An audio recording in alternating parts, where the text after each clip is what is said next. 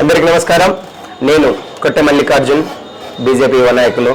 ఈరోజు వైసీపీ ప్రభుత్వం ఒక్క ఛాన్స్, నేను ఉన్నాను, నేను విన్నాను అంటూ జగన్మోహన్ రెడ్డి గారు ప్రభుత్వం అధికారంలోకి వచ్చిన తర్వాత 4.5 సంవత్సరాల పైన అయింది. ఇప్పటి వరకు ఏ ఒక్క రాజధాని కూడా కట్టలేదు.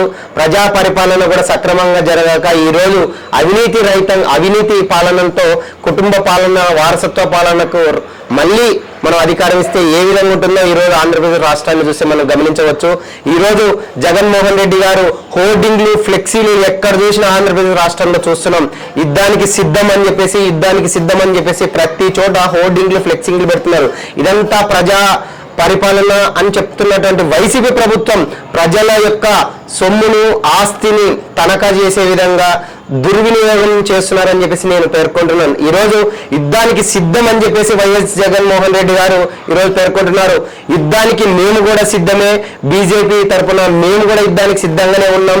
2024 ఎన్నికల్లో ఖచ్చితంగా వైసీపీ ప్రభుత్వాన్ని ప్రజలు కూడా గద్దెదించడానికి సిద్ధంగా ఉన్నారని చెప్పేసి మీడియా ముఖంగా పేర్కొంటున్నాను. ఈరోజు డోన్లో బీజేపీ రావాలి, డోన్ యొక్క అభివృద్ధి బీజేపీతోనే సాధ్యమని చెప్పేసి ఈరోజు బీజేపీ కేంద్ర ప్రభుత్వం నిరూపించింది. డోన్లో ఉన్నటువంటి రోడ్ మోడల్ కేవలం బీజేపీ యొక్క ఘనత అని చెప్పేసి నేను పేర్కొంటున్నాను. ఎందుకంటే ఈరోజు డోన్ నియోజకవర్గం నుంచి ప్రాతినిధ్యం వహిస్తున్నటువంటి బుగ్గన రాజేంద్రనాథ్ రెడ్డి గారు ఈరోజు అక్కడ 2వసారి ఎమ్మెల్యేగా గెలిచి ఆర్థిక శాఖ మంత్రిగా ఉన్న విషయం మనకు అందరికి తెలిసిందే. ఈరోజు డోన్ నియోజకవర్గం యొక్క అత్యంత ప్రతిష్టాత్మకంగా ఏ సంక్షేమ పథకాన్ని తీసుకున్నప్పటికీ మనం కేంద్ర ప్రభుత్వం అమలు చేస్తున్నటువంటి ప్రతి ఒక్క సంక్షేమ పథకం ద్వారా అభివృద్ధి చేసిందని చెప్పేసి నేను మీడియా ముఖంగా చెప్తున్నాం.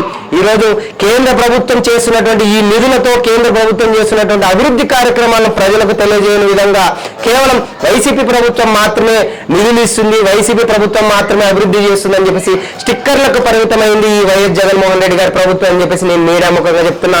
ఈరోజు డోన్ యొక్క అభివృద్ధిని చూసుకుంటే రీసెంట్ గానే చూసాం మనము. దాదాపు 90 నుంచి 100 కోట్ల అభివృద్ధి కేంద్ర ప్రభుత్వంలో, దాదాపు 60 నుంచి 70 కోట్ల మనకు కేంద్ర ప్రభుత్వ నిధులతోనే ఈరోజు మనం పూర్తి చేశారని చెప్పేసి మనం చెప్పొచ్చు. ఎందుకంటే ఈరోజు డోన్ నియోజకవర్గంలో గడపకి వెళ్ళినా, రోడ్డుకి వెళ్ళినా, ఎక్కడికి వెళ్ళినా రోడ్ మోడల్ అని చెప్తున్నారు.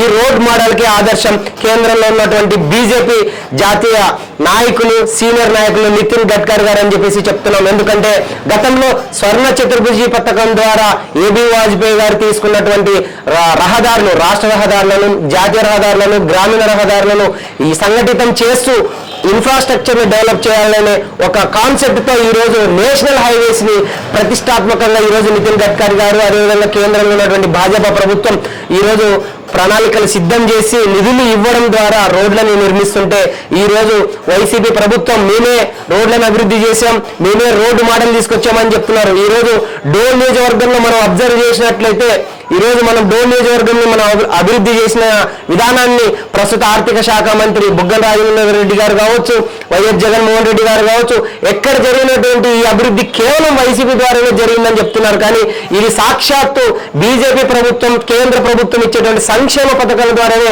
అభివృద్ధి జరిగిందని చెప్పేసి నేను బల్లబుద్ధి చెప్తున్నాను. ఎందుకంటే ఈరోజు డోన్లో ఏ కార్యక్రమం తీసుకున్నా కొత్తపల్లె నుంచి బేతంచెర్ల మీదుగా, అదేవిధంగా తమ్మరాజపల్లె, నంద్యాల వైపు వెళ్ళేటువంటి 4-way లైన్స్ విషయంలో కూడా కేంద్ర ప్రభుత్వం నిధులు ఇచ్చింది. అదేవిధంగా కర్నూలు టు బేతంచెర్ల, కోవెల్కుంట్ల వీధిగా వచ్చేసేటువంటి రహదారి కూడా సెంట్రల్ గవర్నమెంట్ ఫండింగ్ అని చెప్తున్నాం. అదేవిధంగా నరేంద్ర మోడీ గారి మానస పుత్రిక, ప్రతి జిల్లాకు ఒక మెడికల్ కాలేజ్, ప్రతి జిల్లాలో ఒక మెడికల్ ఆసుపత్రి ఈరోజు కేటాయిస్తే నంద్యాల జిల్లాలో ఒక హాస్పిటల్ ఉంది అని చెప్పేసి నంద్యాల జిల్లాలో మెడికల్ కాలేజీ ఇచ్చి ఈరోజు డోన్కి వచ్చినటువంటి మెడికల్ ఆసుపత్రి, 100 పడకల ఆసుపత్రిలో కూడా కేంద్ర ప్రభుత్వం దాదాపు 37 కోట్ల నిధులతో ఈరోజు అత్యంత ప్రతిష్టాత్మకంగా మొన్న నిర్మాణం పూర్తయిందని చెప్పేసి ప్రారంభించారు ఆర్థిక శాఖ మంత్రి వర్యులు. ఈరోజు రుద్రాక్ష గుట్ట పక్కన ఉన్నటువంటి 100 పడకల ఆసుపత్రి పక్కనే బీసీ రెసిడెన్షియల్ స్కూల్స్ కావచ్చు, హాస్టల్స్ కావచ్చు కేంద్ర ప్రభుత్వ నిధులతోనే నిర్మించలేదా? అదేవిధంగా డోన్లో ఉన్నటువంటి రహదారుల విషయంలో కావచ్చు, అదేవిధంగా వాటర్ సమస్య అంటే ప్రధానమంత్రి జల్ జీవన్ మిషన్ యొక్క 2024 యొక్క లక్ష్యాన్ని పూర్తి చేయడం కోసం కేంద్ర ప్రభుత్వం ఈరోజు ఫండ్స్ ఇస్తే గోర్కల్ రిజర్వాయర్ నుంచి ఈరోజు డోన్ పట్టణానికి తాగునీటి సమస్య పూర్తి చేస్తామని చెప్పేసి బుగ్గన రాజేంద్రనాథ్ రెడ్డి గారు పేర్కొన్నారు. ఈరోజు జల్ జీవన్ మిషన్ కింద కేంద్ర ప్రభుత్వం ప్రతి ఇంటికి నల్లా రావాలి, ప్రతి ఇంటికి నీళ్లు రావాలని చెప్పేసి అత్యంత ప్రతిష్టాత్మకంగా తీసుకున్నటువంటి ఈ పథకం యొక్క నిధులు ఇచ్చింది కేంద్ర ప్రభుత్వం కాదా? అదేవిధంగా ఈరోజు డోన్లో రోడ్డు నమూనా కేవలం వైసీపీతోనే సాధ్యమైందని చెప్తున్నటువంటి వైసీపీ నాయకులకు కానీ అక్కడ ఉన్నటువంటి స్థానిక నాయకులకు మేము విజ్ఞప్తి చేస్తున్నాం. ఈరోజు బీజేపీ ప్రభుత్వం ఉండడం వల్లనే కేంద్రంలో బీజేపీ ప్రభుత్వం ఇచ్చేటువంటి గ్రామ స్థాయి నిధులతో కావచ్చు, పంచాయతీ స్థాయి నిధులతో కావచ్చు, మున్సిపాలిటీ నిధులతో కావచ్చు, ఈ రోజు డోన్లో హంగు ఆర్భాటాలతో ఈరోజు నిధులు మేము ఇస్తే హంగు ఆర్భాటాలతో ప్రచారం చేసుకుంటూ ప్రారంభిస్తున్నారని చెప్పేసి నేను మీడియా ముఖంగా చెప్తున్నాను. ఈరోజు డోన్నే కాదు రాష్ట్ర వ్యాప్తంగా జరిగేటువంటి ప్రతి సంక్షేమ పథకంలో కూడా కేంద్ర ప్రభుత్వం ఇచ్చేటువంటి నిధులే దాదాపు 60 నుంచి 80% నిధులు ఉన్నాయని చెప్పేసి నేను మీడియా ముఖంగా చెప్తున్నా. కేవలం జగన్మోహన్ రెడ్డి గారు 3 రాజధానులు తీసుకొస్తా అని చెప్పేసి డీసెంట్రలైజేషన్ లో భాగంగా వచ్చారు. ఒక్క రాజధాని కూడా మనం కట్టలేదు. ఈ రోజు ఒక్కొక్కరు ఒక్కొక్క విధంగా మాట్లాడుతున్నారు. జలవనరుల శాఖ మంత్రి అంబటి రాంబాబు గారేమో అమరావతి రాజధాని అంటారు, జగన్మోహన్ రెడ్డి గారేమో 3 రాజధానులు అంటారు. గతంలో ఉన్నటువంటి టీడీపీ ప్రభుత్వం ఏకైక రాజధాని అమరావతి అంటారు. అదేవిధంగా ఈ రోజు మన వైవి సుబ్బారెడ్డి గారు హైదరాబాదే మనకు రాజధాని ఉంటే కొనసాగుతుందని చెప్తారు.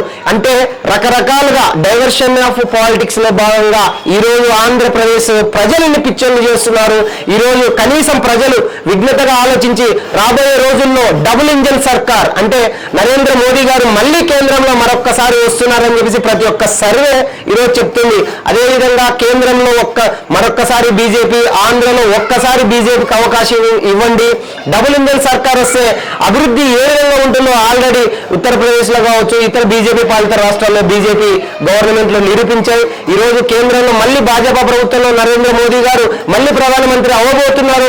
అదేవిధంగా ఆంధ్రలో కూడా బీజేపీ ప్రభుత్వం ఏర్పడితే ఖచ్చితంగా ఇంతకు మించి అభివృద్ధి జరుగుతుంది, ఇంతకు మించి సంక్షేమ పథకాలకు నిధులు ఇస్తారని చెప్పేసి ఆశాభావాన్ని వ్యక్తం చేస్తున్నాం.